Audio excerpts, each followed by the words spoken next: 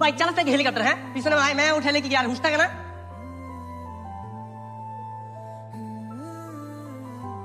এই অসভ্য লাফাঙ্গা কোথাকার, নিজে ইচ্ছে করে রাস্তার মাঝখানে এসে আমাকে বলছেন?